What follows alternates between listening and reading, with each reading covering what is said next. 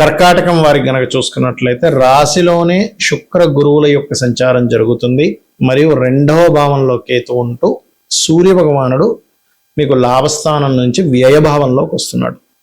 So ఎప్పుడైనా సరే వ్యయంలో ఉండేటువంటి సూర్య భగవానుడు ఇచ్చే రిజల్ట్స్ ఏమిటి, అది కూడా జూన్ 15వ తేదీ నుంచి జూలై 15-16 తేదీల వరకు అక్కడ ఉంటాడు. మరి ఈ యొక్క గ్రహస్థితి భాగ్యంలో శని, అష్టమంలో రాహు, ధనస్థానంలో కేతువు, 12వ స్థానంలోకి వస్తున్నటువంటి రవి, మరియు ఇదే 23వ తేదీకి రాశిలోకి బుధుడు కూడా వచ్చేస్తాడు. మరి ముఖ్యంగా ఈ సూర్యుడి యొక్క సంచార మార్పు గురించి మనం చెప్పుకుంటున్నాం కాబట్టి ఈ యొక్క అంశాలు చెప్తుంది నేనైనప్పటికీ చెప్పిస్తుంది సాక్షాత్ లలిత అమ్మవారిగా భావిస్తూ ఆ లలితాంబిక అమ్మవారి యొక్క అనుగ్రహం మీకు పరిపూర్ణంగా కలగాలన్న స్ఫూర్తిగా కోరుకుంటూ, ఇక్కడ ఎప్పుడైతే ధనస్థానంలో కేతు ఉన్నాడో, ధనాధిపతి వ్యయభావంలో ఉన్నాడో, ఇది ఇచ్చేటువంటి రిజల్ట్ ఏమిటి అని చెప్పి చూసుకున్నట్లయితే, ధనాధిపతి ధనస్థానంలో ఉండేటువంటి కేతువు ప్రధానంగా మీకు గణపతి, అంటే మీరు ఈ యొక్క ధన సంబంధించినటువంటి విషయంలో, ధనాన్ని ఇన్వెస్ట్మెంట్ చేసేటువంటి విషయంలో ఈ 12వ భావంలోకి ఎప్పుడైతే రవి వస్తున్నాడో, అది కూడా తండ్రి గారి ధనాన్ని లేకపోతే తండ్రి గారికి సంబంధించినటువంటి విషయం, అంటే వాళ్ళ డబ్బుతో లేకపోతే వాళ్ళని కలుపుకుంటూ వాళ్ళ కుటుంబ సభ్యులను కలుపుకుంటూ ఏదైతే బిజినెస్ ఇన్వెస్ట్మెంట్స్ చేస్తారో ఈ యొక్క విషయాల పట్ల కాస్త జాగ్రత్తగా ఉండాలి. మరియు వివాహ జీవిత భాగస్వామి, అంటే జీవితం భాగస్వామితో వివాహ సంబంధించినటువంటి అంశంలో కూడా కొన్ని డిస్ప్యూట్స్ కలిగేటువంటి యోగం కనబడుతున్నది.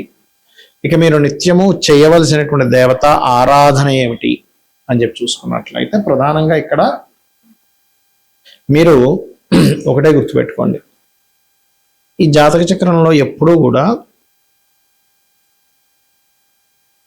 లగ్నంలో శుభగ్రహాలు ఉన్నప్పుడు, మీకు రవి 12లోకి వచ్చిన ఏదైనా ఆ శుభగ్రహాలు కాపాడుతూ ఉంటాయి.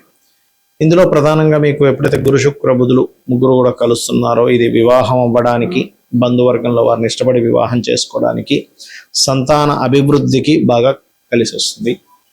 అదేవిధంగా మరొక విషయం ఏంటంటే, ఇక్కడ గమనించినట్లయితే ఈ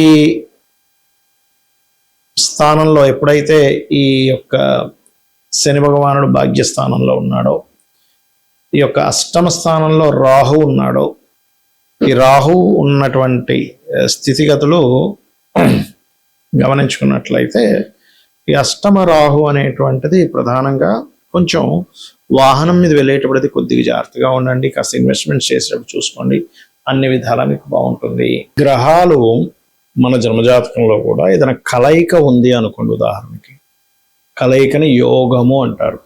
ఆ యొక్క కలయిక అది ఏ గ్రహం అయింది, అది వెళ్ళి ఏ రాశుల్లో ఉంది, ఆ రాశ్యాధిపతి ఎవరు, ఇది చాలా ముఖ్యం. ఒక రాశిలో ఒక గ్రహం ఉన్నప్పుడు అక్కడ 3 విషయాలు అది చెప్తుంది.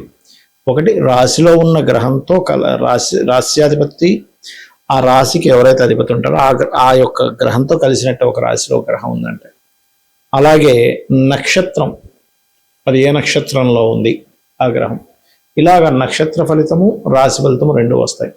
ఇది ఒకటే కాకుండా మనకి కొన్నిసార్లు 2-3 గ్రహాలు కూడా కలుస్తూ ఉంటాయి. అలా 2-3 గ్రహాలు కలిసినప్పుడు ఇక్కడ ప్రధానంగా మీరు తీసుకోవాల్సింది ఏంటంటే, ఇది యోగంగా భావిస్తారు. యోగము అంటే కలయిక. ఈ యోగం వల్ల మీకు ఏం ఫలితం వస్తుంది, ఈ గ్రహం ఇంకో గ్రహంతో కలిసినప్పుడు మీకు ధనం వస్తుందా, మంచి కమ్యూనికేషన్ స్కిల్స్ వస్తాయా, అన్నదమ్ములతో బాగుంటుందా, లేకపోతే ప్రాపర్టీ వైజ్గా బాగుంటుందా, బాగా ఆస్తిపరుడు అవుతాడా, విద్యాపరుడు అవుతాడా, లేకపోతే మంచి సంతానం కలుగుతారా, లేకపోతే కాంపిటీషన్లో స్పోర్ట్స్లో బాగా రాణిస్తారా, మంచి జీవిత భాగస్వామి వస్తుందా, ఎర్లీగా వివాహం అవుతుందా, లేకపోతే లేట్గా వివాహం అవుతుందా, అన్ఎక్స్పెక్టెడ్ థింగ్స్ ఎక్కువగా ఉంటాయా, అంటే యాక్సిడెంట్స్ అవి ఎక్కువగా ఉంటాయా, తండ్రి యొక్క ఆరోగ్యం ఎలా ఉంటుంది, అదేవిధంగా ఉద్యోగంలో మంచి ఉద్యోగంలోకి వెళ్తాడా, లేకపోతే లాభాలు బాగా సంపాదిస్తాడా, అనవసరం ఖర్చులు వ్యసనాలకు గురవుతాడా అనేది గ్రహము అది లగ్నం నుంచి ఎన్నో స్థానంలో ఉందో చూసి చెప్పుకోవాలి. ఇందులో శుభగ్రహాలు, సహజ శుభగ్రహాలు, సహజ పాపగ్రహాలు అంటారు, క్రూర గ్రహాలు అంటారు. సహజ శుభగ్రహాలు అంటే ఏమిటి? గురువు, శుక్రుడు, బుధుడు, పూర్ణచంద్రుడు, ఇవి సహజంగా ఉండే శుభగ్రహాలు. ఇందులో మళ్ళీ ఏవైనా వెళ్ళి ఈ గ్రహాల్లో ఏదైనా నీచబడి పాపగ్రహాలతో ఉంటే అది కూడా పాప అయిపోతుంది. అదేవిధంగా క్రూర గ్రహాలు ఏమిటి? రవి అర్ధపాపిగా చెప్తారు, అంటే ఒకవైపు శుభ ఫలితాలు ఇస్తాడు, కొంత క్రూరమైన ఫలితాలు ఇస్తాడు. రవిని వదిలిపెట్టేస్తే కుజుడు, రాహువు, కేతువు గుర్తుపెట్టుకోండి.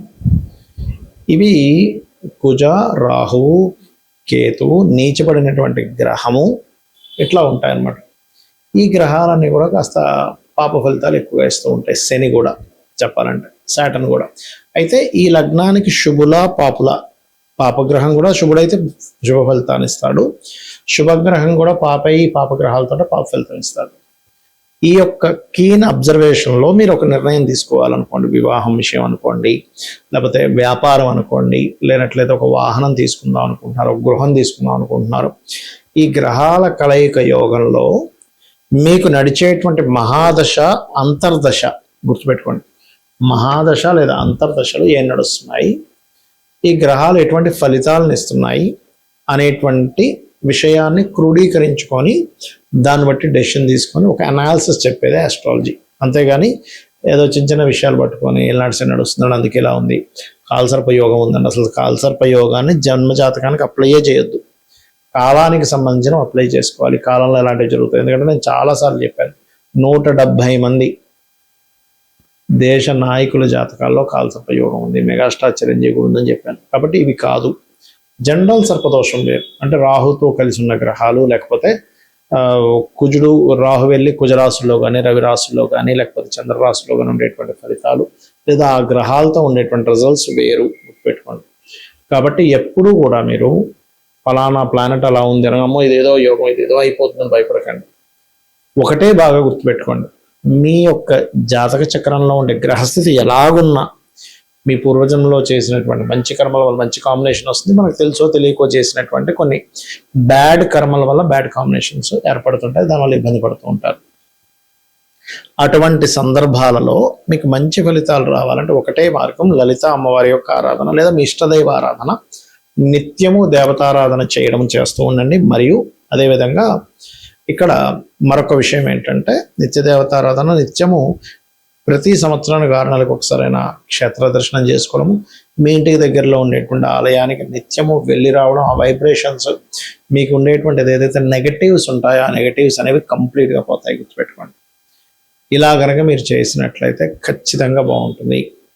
సో 2 గ్రహాలు కలిసినా, ఒక గ్రహం ఒక రాశిలో ఉన్నా, ఏ నక్షత్రంలో ఉన్నా దానివల్ల ఒక యోగం పడుతుంది.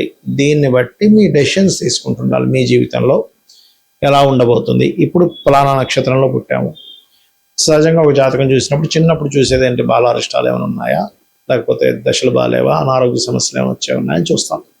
దాని తర్వాత వీళ్ళు ఎదుగుతున్న కొద్దీ వీళ్ళు ఏ దిశలో, అంటే ఏ ఎడ్యుకేషన్ చేస్తే వీళ్ళ లైఫ్ బాగుంటుంది, వీళ్ళకి ఏ సమయంలో సెటిల్మెంట్ ఉంది, ఎందులో సెటిల్మెంట్ ఉంది, ఇవన్నీ కూడా 4వ భావాన్ని 2వ భావాన్ని చూసుకొని చెప్పేటువంటి అంశాలు. అంతేగాని కేవలం ఏదో ఏళ్ళనాడు నడుస్తుంది, ఏదో కేవలం ఒక సర్పదోషం ఉందని అంత అంటే పిచ్చి పిచ్చిగా భయపడ్డం కాదు. ఇందులో మనకి తెలియకుండానే కొన్ని స్వయంకృప అపరాధాలు చేస్తూ ఉంటాం. అలాగా వాస్తులో దోషం ఉన్న ఇంట్లో ఉంటాం, అప్పుడు జాతకంతో సంబంధం లేదు, వాస్తు దోషం వల్ల ఇబ్బంది జరుగుతూ ఉంటుంది. అలాగే మరొక విషయం ఏంటంటే, ఇక్కడ వాస్తు దోషం ఉన్నటువంటిది ఒకటి. 2వ విషయం ఇక్కడ గమనించినట్లయితే, ఈ యొక్క విషయంలో ప్రధానంగా ఏంటంటే, మీరు ఈ వాసుదోషంలో కూడా నైరుతి దోషం లేకుండా చూసుకుంటూ ఉండండి. సో మహాదశలు ఏదైనా నడుస్తున్నాయి, అంతర్దశలు ఫలానా నడుస్తున్నప్పుడు దానికి సంబంధించినటువంటి దానం ఇవ్వడము, ఆ గ్రహాలకి సంబంధించి మీకు ఏ మహాదశ నడుస్తుందో, అంతర్దశ నడుస్తుందో ఆ గ్రహాల దగ్గర దీపారాధన చేయడం చేయండి, అన్ని విధాలు బాగుంటుంది. శ్రీమాత్రే నమః.